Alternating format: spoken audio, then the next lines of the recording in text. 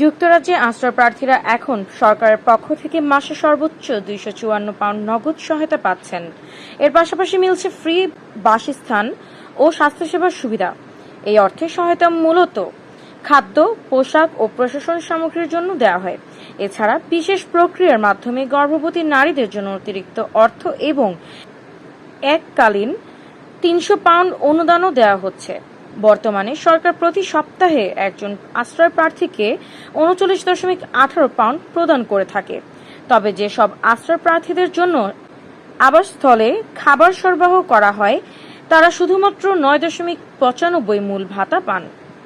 গর্ভবতী নারী বা ছোট শিশুর মা হলে এই ভাতার পরিমাণ বেড়ে সর্বোচ্চ 58.68 পাউন্ড সাপ্তাহিক অর্থাৎ 254.28 পাউন্ড মাসিক পর্যন্ত হতে পারে।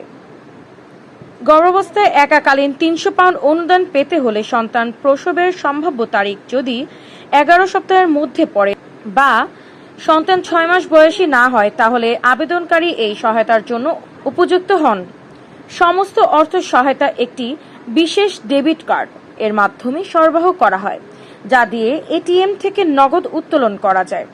আশ্রয় প্রার্থীদের শুধু আর্থিক সহায়তা নয়, বরং সরকার তাদের ফ্রি বাসস্থান সরবরাহ করে থাকে।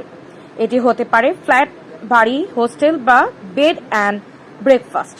তবে অবস্থান নির্ধারণে তাদের পছন্দের কোনো সুযোগ নেই। সাধারণত লন্ডন বা দক্ষিণ পূর্ব ইংল্যান্ডে থাকার সম্ভাবনা খুবই কম।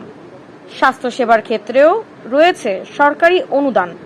আশ্রয় প্রার্থীরা ফ্রি প্রেসক্রিপশন, বিনামূল্যে দাঁতের চিকিৎসা, চোখের পরীক্ষা এবং চশমার খরচেও সহায়তা পেয়ে থাকেন। আবেদন প্রত্যাখ্যাত হলেও নির্দিষ্ট পরিস্থিতিতে তারা অবস্থান ও খাদ্যের পেমেন্ট কার্ডের জন্য যোগ্য হতে পারেন। তবে এক্ষেত্রে নগদ অর্থ দেওয়া হয় না। আশ্রয় প্রার্থী হিসেবে যুক্তরাজ্যে থাকার জন্য আবেদনকারীকে নিজ দেশ থেকে নির্যাতনের আশঙ্কায় পালিয়ে আসার সুনির্দিষ্ট কারণ দেখাতে হয়। আবেদনের সময় দেরি হলে আবেদন প্রত্যাখ্যাত হওয়ার ঝুঁকি থাকে।